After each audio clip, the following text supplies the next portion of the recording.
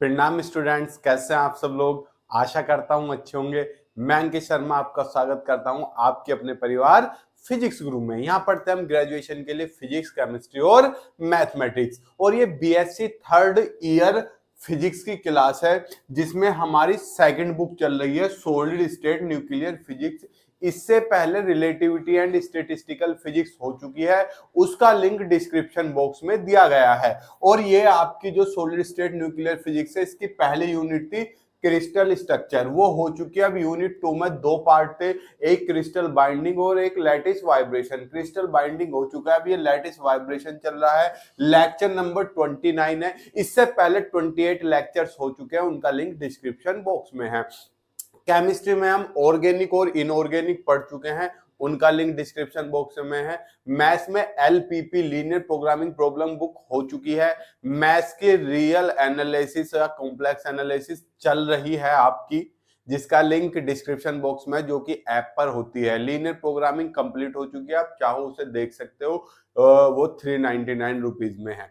चलिए हम आज का लेक्चर स्टार्ट करते हैं। लेक्चर है आपका ब्लॉक थ्योरम।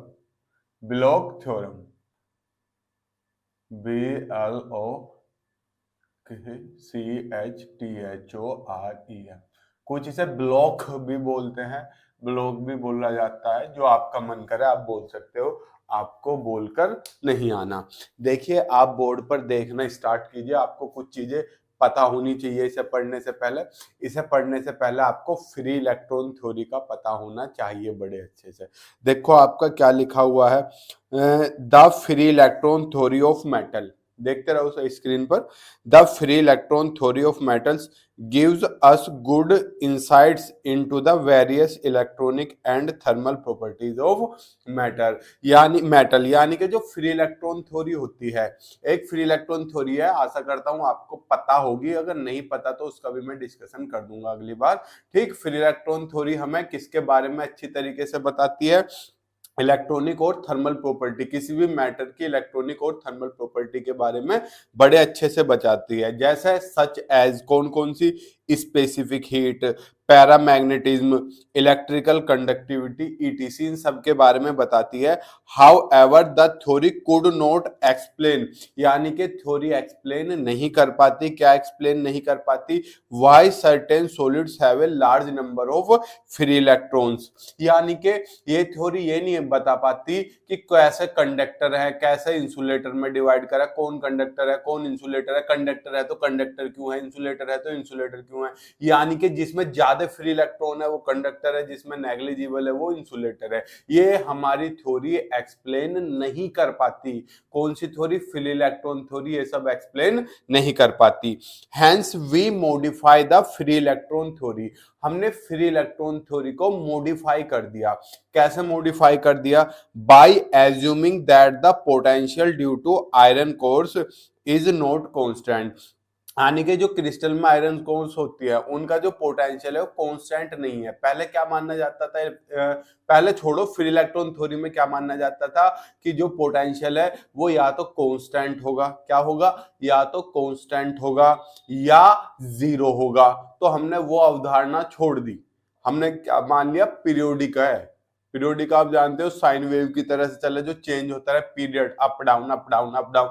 जो पीरियड मतलब होता है एक स्पेशल टाइम के बाद अपनी पोजीशन को रिपीट करे, जिसे आप बोलते हो पीरियोडिक मोशन। तो हमने यही लिखा हुआ है, hence we modify the free electron theory by assuming that the potential due to ion cores is not constant but it is a periodic potential, यानी कि जो पोटेंशियल होता है उसमें वो कांस्टेंट नहीं है, वो पीरियोडिक है। ठीक, बिसाइड्स दिस, इसके अतिरिक्त, the potential also affect due to the presence of other electrons in the crystal या सॉलिड, यानी कि पोटेंशियल जो है वो दूसरे इलेक्ट्रॉन के प्रेजेंस से भी अफेक्ट होता है। सर ऐसा क्यों? अरे यार, आपने ये नहीं पढ़ा पोटेंशियल क्या होता है? V equals to 1/4 pi epsilon naught Q upon R, यही तो होता है। यही तो होता है Q1 Q2 अपॉन R। अरे यार तो चार्ज आ रहा है तो इलेक्ट्रॉन पे क्या चार्ज नहीं होता, तो पोटेंशियल बचा दूसरे चार्ज की यानी कि इलेक्ट्रॉन की वजह से भी अफेक्ट होता है। फिगर कौन सी फिगर, ये रही, नीचे देख लो। Figure shows a representation of potential experienced by an electron in a perfectly periodic crystal lattice with period equal to the lattice constant। यानी कि जो फिगर है ये हमें रिप्रेजेंट दे रही है पोटेंशियल की एक्सपीरियंस्ड बाय एन इलेक्ट्रॉन। ऐसे फिर से खाली, फिर से खाली, फिर से खाली, इस तरीके से आपको इसकी फिगर मिलती है। और ये भैया ये कितना है, ये A है, लैटिस कांस्टेंट के बराबर है। In this assumption we assume that, यानी कि इस एजम्पशन में हमने क्या एज्यूम किया कि दो ion cores in a solids are distribute periodically. जो आयरन की कोर्स होती हैं वे पीरियोडिकली डिस्ट्रीब्यूट होती हैं, ठीक। Ion cores on the lattice site, lattice की जो साइट थी इधर इधर इधर, उस पर आयरन कोर्स जो होते हैं वो पीरियोडिकली मतलब एक पोजीशन के बाद अपने आप को रिपीट करते हैं। यार लैटिस ये देख लो, अरे एक स्पेशल पोजीशन के बाद अपने आप को रिपीट ना कर रही, इसे बोलते हैं पीरियोडिकली, ठीक। This type of periodic potential extends up to infinity in all direction.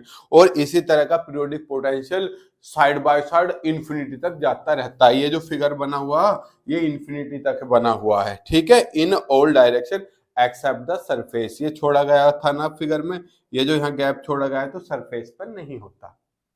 समझ गए सर? बिल्कुल समझ गए। ये फिगर है। अब मैं आगे थोड़ा सा लिख के समझाता हूं आपको। अब चला आगे, देखो ये पूरी गाथा पहले ही लिखी हुई है क्योंकि समय की थोड़ी सी कमी है तो इसलिए पहले ही लिखा हुआ है।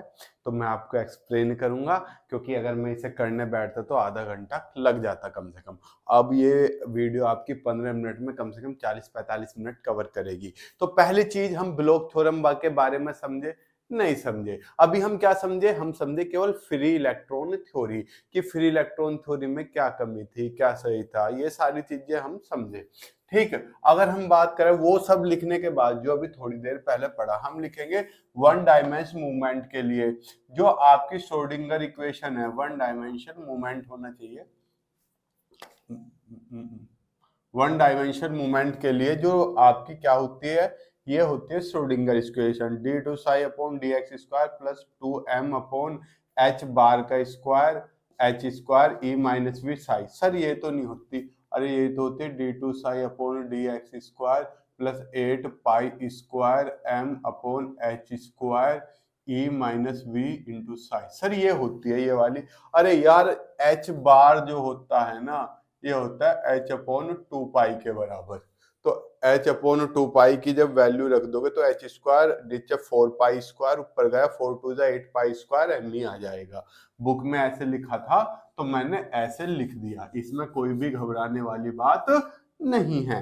m पता है आपको मास है और साई क्या होता है, वेव फंक्शन किसका, जो इलेक्ट्रॉन मूव कर रहा है, ठीक है, of moving electron respectively. The solution of this equation, इस इक्वेशन का सॉल्यूशन क्या लिखा जाएगा, साई ई की पावर प्लस के आई के एक्स भी हो सकता है और माइनस आई के एक्स भी हो सकता है।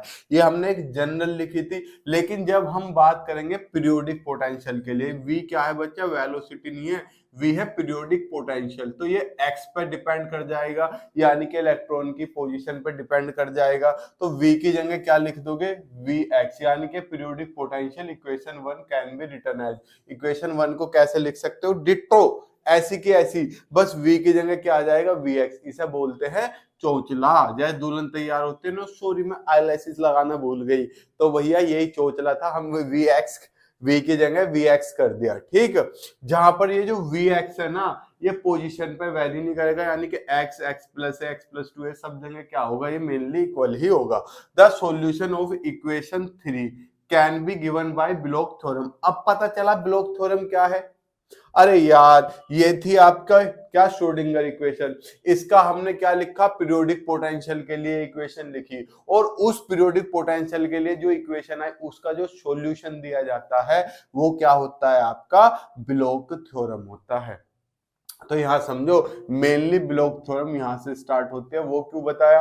क्योंकि भैया कई बार ये लॉन्ग क्वेश्चन में आ गया। अब लॉन्ग क्वेश्चन में आ गया तो आपको लॉन्ग लिखना पड़ेगा, तो आपको वो सारी जो कहानी पहले बताई लिखनी पड़ेगी। लेकिन अगर ये शॉर्ट में आ जाता है या कम मार्क्स में आता है तो आप यहाँ से भी इससे स्टार्ट कर सकते हो। आपको ये पता है श्रोडिंगर वेव इक्वेशन है। अब श्रोडिंगर इक्वेशन की पीरियोडिक पोटेंशियल के लिए ये होगी, इसका जो सॉल्यूशन दिया जाएगा वो ब्लॉक थ्योरम से दिया जाएगा। तो इस वाले का सॉल्यूशन ये था। तो ब्लॉक थ्योरम के लिए हम अपने पास से कोई फंक्शन मान लेते हैं। तो हमने फंक्शन क्या मान लिया? यू के, जो एक्स पे डिपेंड कर रहा था, जैसे वो पोटेंशियल कर रहा था। ठीक, तो बाकी सारा जू का तू हमने एक अपने पास से क्या मान लिया? एक फंक्शन मान लिया। और ये फंक्शन कैसा है? यू के एक्स, एक्स प्लस ए, एक्स प्लस 2a सब क्या होंगे? इक्वल होंगे। ये लिखा हुआ सेम जैसा ये है आपका पोटेंशियल, ऐसी ये हमने क्या मानना है? एक फंक्शन मानना हुआ है। तो यही फंक्शन हमारा जो इक्वेशन 4 में दिया गया है, यही फंक्शन क्या कहलाता है? आपका ब्लॉक फंक्शन कहलाता है। अब प्रॉपर्टी ऑफ ब्लॉक फंक्शन, तो हमने जैसे साई एक्स था, हमने v था, v के लिए x plus x plus 2a निकाला, u के लिए निकाला, सब सेम थे। लेकिन अगर हम साई के लिए निकाल के देखते हैं पहली प्रॉपर्टी में, तो भैया यहाँ रखो x की जगह x प्लस ए, x की जगह x प्लस ए, x की जगह x प्लस ए रखा गया। तो ये क्या हो गया? e की पावर प्लस माइनस आई के एक्स इंटू ई की पावर प्लस माइनस आई के ए। और u के x प्लस ए किसके बराबर बच्चा? u के x के, तो u के x आ गया।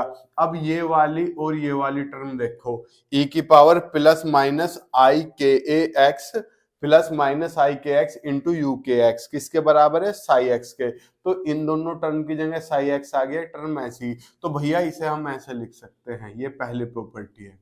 ठीक, अगर हम कहें लैटिस पोटेंशियल वैनिश हो जाए, वैनिश का मतलब धुल जाए, खत्म हो जाए, यानी कि सर ये क्या है? यानी कि जो वैल्यू थी ना आपकी ये कांस्टेंट हो जाए, यू के एक्स ना होकर कोई कांस्टेंट हो जाए, तो भैया आपका साई एक्स इसके बराबर हो जाएगा। It is for free electron, ये फ्री इलेक्ट्रॉन के लिए केस है। स्क्रीनशॉट ले लो। ब्लॉक थ्योरम में कुछ नहीं था, बेसिक सी थी। क्या थी? एक बार मोटा मोटा ओवरव्यू सुन लो। क्या आपको श्रोडिंगर वेव इक्वेशन थी हमारे पास? थी सर। श्रोडिंगर वेव इक्वेशन को हमने पीरियोडिक पोटेंशियल में लिखा। इस वाली इक्वेशन का, श्रोडिंगर का जो सॉल्यूशन था, वो पीरियोडिक पोटेंशियल के लिए जो सॉल्यूशन लिखा गया वो ही ब्लॉक थ्योरम से लिखा गया, उसे ही ब्लॉक थ्योरम बोलते हैं। और जो सॉल्यूशन में फंक्शन हम यूज कर रहे हैं वो फंक्शन क्या है? आपका ब्लॉक फंक्शन है।